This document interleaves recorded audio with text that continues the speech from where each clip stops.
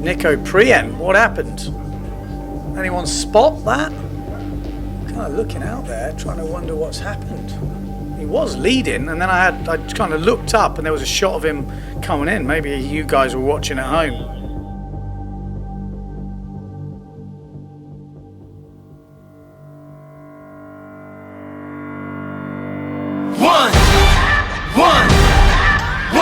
One shot, now the future is yours. Go!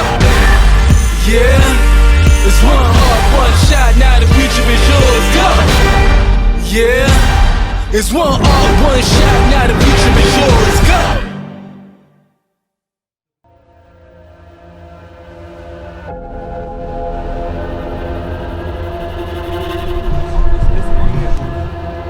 Ja, aber du bist falsch gefahren. Ja, klar, zu sagen. Ich sag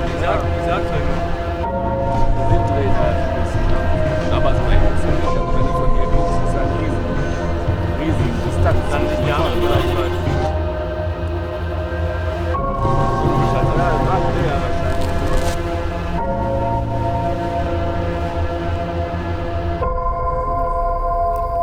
So I went to the wrong mark. I had a really good start and I had a good speed, and I came first to the first mark, first to the second mark, and then instead of going to the third mark, I went straight to the finish because there must have been like a wind shift or something. So it felt like it was the right direction for me, and I didn't look back to the others. And then when I came to the finish boat, I was like, wait, something's wrong here. So I looked back, and like everybody else went to the right mark. I mean, mistakes like sailing to the wrong mark are very difficult, especially on days like here where it's actually quite gusty and shifty. So suddenly a certain mark can actually look a perfect line for a race, but it turns out to be not. I really try to, focus on my racing, focus on my speed, and maybe I did a little bit too much of that. Du bist runtergeprügelt wie ein Vollidiot mit Vollspeed. Als ich dann zur Tonne hochgefahren bin, warst du schon längst drüber hinaus. Ich wusste, du schaffst es nicht mehr. After the fourth elimination, you get a discard, which means that you can discard your worst result. It's not gonna count, but the other three better results are gonna count. And I'm assuming this result of mine is a discard because it's the last place. Let's hope we'll get some more wind the next days.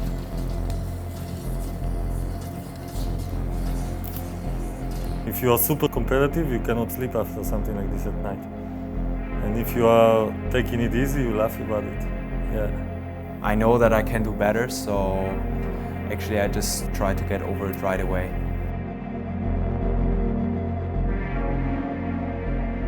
The wind is looking kind of promising. It's not strong enough yet, but the crew is out on the water preparing the course, and they measure the wind, and we could do 3 eliminations in one day. So everything can happen. Well, it's always very important to know how the conditions are out there. I mean, we have days where it's very up and down, so you don't really know what to take. So we're actually always working on gear decisions in the last couple of minutes before the race. Yeah, well, we never really know what the wind is doing. I think wind is basically the most unexpected thing in the weather. So at the moment I have 4 sails half ready to go.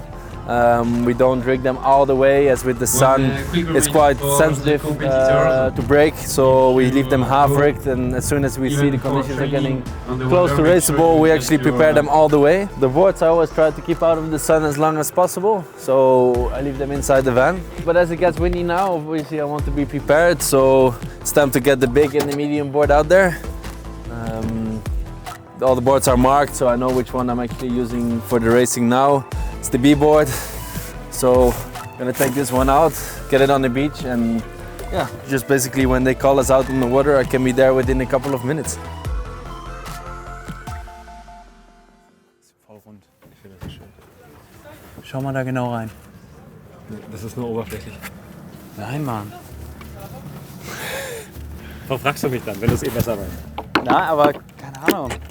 So when I took my big board out of the car, I found a little crack at the fin box, and I had never seen that before, so I wasn't sure if the whole box is broken or it's just a little rip. Not sure, maybe it didn't break. But Basti said he had the exact same thing before and it wasn't broken, so maybe I'm lucky. When I'm at a competition, I really take care that all the gear is, you know, undamaged and works perfectly, because that's where it really matters. Everything has to be perfect. Well, you have to have a fast board to be able to compete. I mean, if you have a slow car, you're never going to go anywhere. You can be the best driver in the world, but you will come last, you know. Basically, we're allowed to use three boards. When the wind is light, we use a big board, and so on the wind a little bit stronger, we use a medium board and a small board. So these are my boards. The small board is missing, but as you can see, the first board is big, it's floaty, and then next to it is the medium board. So the slalom boards, most of them on the market are made in a similar way, but the layups vary a lot. So the weights, let's say around 6 kilo or so for the small board, around 6.6, something like this for the medium board, and around 7.6, 7.7 for the big board. This is kind of industry standard.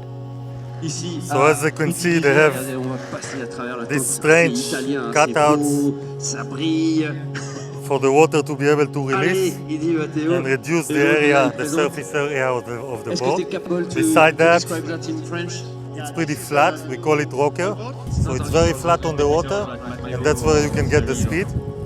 We are standing very back on the board, so you are pressing directly on the fin, so it's flexing a lot, and this flex lifts you up of the water and let you go fast, so it actually gives lift.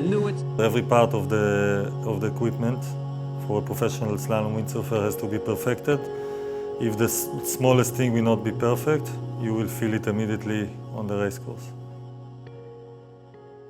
So yeah, wind all of a sudden kicked in. I didn't expect that to happen so fast. I'm gonna go out and check the conditions in case we're gonna keep going with the next eliminations. They're trying to go, but I think it's not enough. But who knows? Who knows? Let's see. They're doing the best they can. Well, to stay focused before the racing, I'm usually wearing my headphones, playing some proper hardcore Dutch music to get in the zone, to get in the mood. It basically hypes me up a little bit. Yeah, for me, it's a good way to stay in focus and get ready. This is heat number 11. We are nearly all the way through this elimination one and so close to getting a result. Jordy Vonk goes round this outside gyre mark in first place. I think that is the finish. Jordy Vonk, yeah, Jordy Vonk wins it. We managed to do my heat, super happy. But afterwards the wind straight died again and we're back on standby conditions. Well, the waiting game continues. This is the only sport I know where you're on standby the whole day and not know if you're going to compete or not compete. And this is an incredible challenge for sailors. I mean, not having a result after a week of racing is obviously the worst case scenario. And now we were on standby and on 15 minutes announcements, basically 10 hours a day. Yeah, it makes it very difficult to stay focused and stay ready for the race. So I just went out and I was surprised actually how windy it was. I was on my 8.6, fully powered up, but apparently still patchy out there. Anyways, the conditions are good and I hope we're gonna race. I guess this is the hardest part because you kind of need to try to be more specific. Who is in my heat? I make sure that my equipment is comfortable. Sometimes I put the boom higher or lower. I think Arnon in about 5th place at the moment, looking very good. He's going to be difficult to overtake Bruno. He's got some speed, like I said to you. So Bruno round in first, Ethan Vestra in second. Then we've got Antoine Albo slamming the door on Matthias Isaac. Damien Arnoux coming back into this. They're just getting a little bit stuck there. I think it was Arnon Dagan, it must have been, on that NeilPryde. Le bassin du Jaille, ça me rappelle mes conditions en Bretagne. I think maybe if Antoine was not there, then we would both drive like this and he would not touch me. But Antoine was there, so I kept going straight and he was in the drive, so he touched me, you know. So, but if I go into the drive, I hit Antoine. So, you know what happens always? The wind starts like this, you are like this, and then Antoine passes and he has the smile again. Because he knows that he got a 9-4, it's okay for him. No, that he will hold of anybody here. if he needs, he holds 2 sizes more. So you can be on your small board and 7-0. You know, he can be on 8-6 and medium.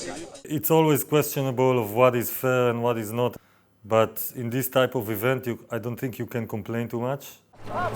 Jamlen Carlotti, donc ça, ce sont les 8 filles, femmes. At the moment, Nico's last because in the first elimination he did that mistake. So what he needs now is 3 more eliminations, so he can discard that race and have a normal result.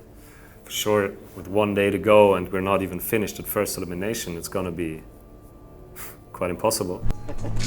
Alle, die hier sitzen, hoffen, dass es nicht durchgeht.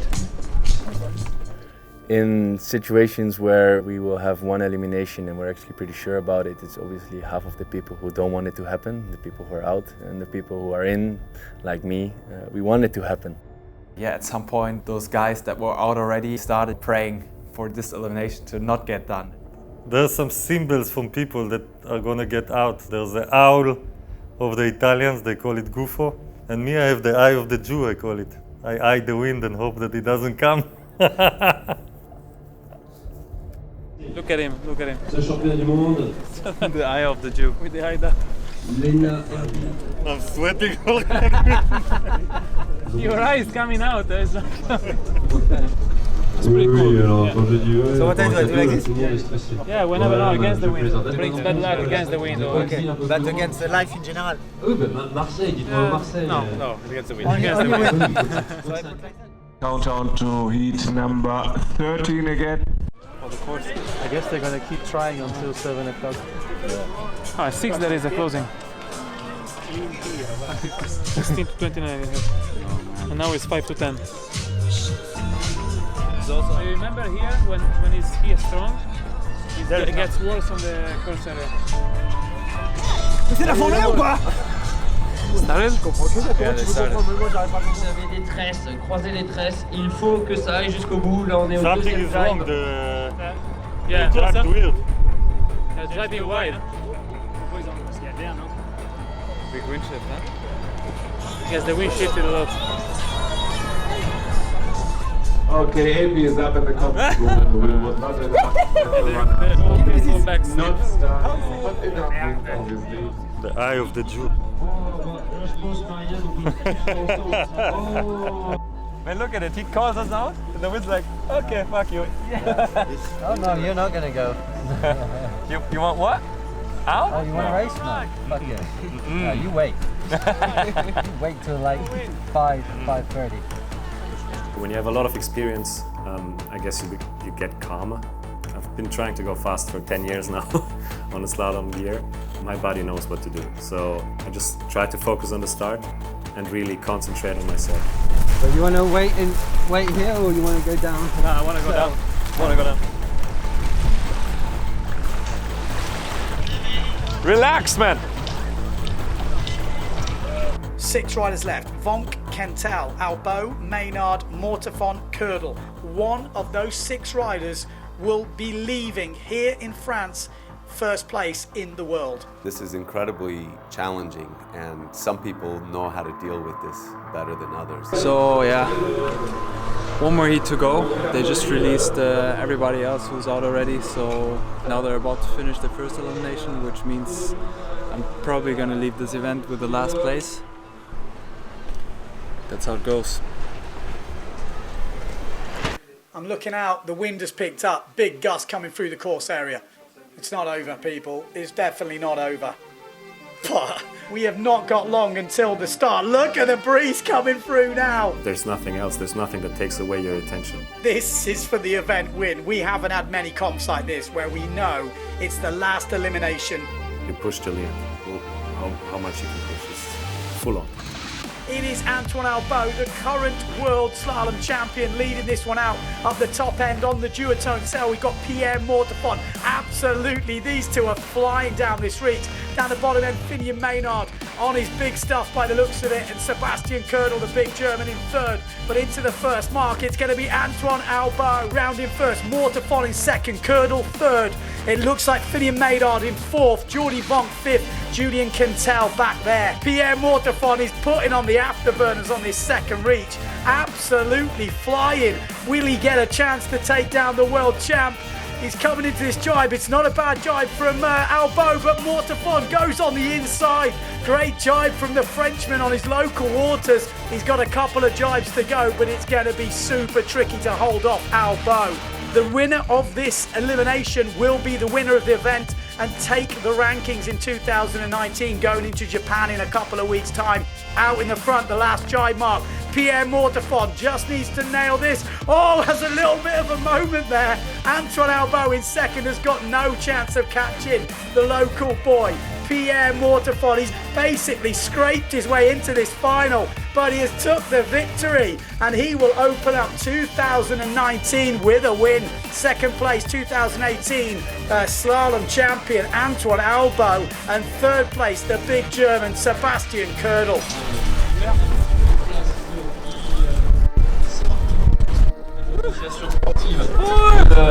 So close, so close. One of these kind of events, when it's so tricky, you have to be happy with the course. It's solid. Solid. Happy. Yeah, and I just managed to squeeze Jordy before the month. Yeah. Hey, but it's awesome, buddy. Congrats. Well done. Gratulieren, Mensch. Klasse, bist du gefahren. Ganz toll. Ich bin stolz auf dich. Super. Hey, schicker Platte. Gut, hast du es Ja, gemacht. Gut. Gott sei Dank Sehr hat gut. er den Ja, ihr seid 18 alle Uhr Siegerehrung. Nicht? Das war's. Bei den Frauen weiß ich noch nicht, aber für euch war's das. Zweites Podium. Oh. Sehr gut. Super, echt, ich freue mich. Die sind hier alle gesprungen, du. Thanks, man. Was a tough race, eh? Man, it was so windy, you cannot imagine, eh? But I didn't get the perfect start.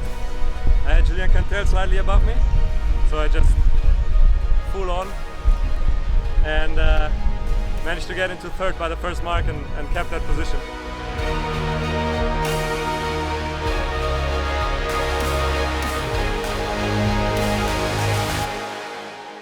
PWA Marignane, well, it's a place with a lot of potential. I've been here the week before, we saw some great Mistral winds. We know this place can be very windy, and the locals told us that, you know, this wind we had here, they have it maybe 5 to 10 days out of the whole year, and we got 5 days of that. That's really unlucky, and I'm pretty sad that we couldn't race more.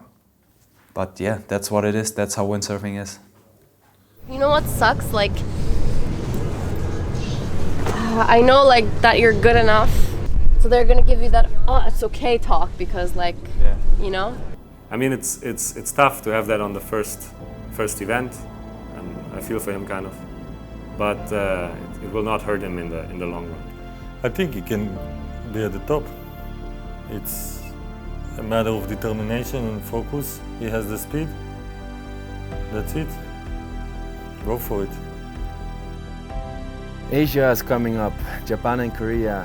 For us, it's incredibly exciting to go compete in Asia, you know, and adding Japan the last couple of years to the tour is a big, big plus. Every competitor who gets on that long plane ride to go over there has the same goal. Otherwise, there's no point getting on the plane.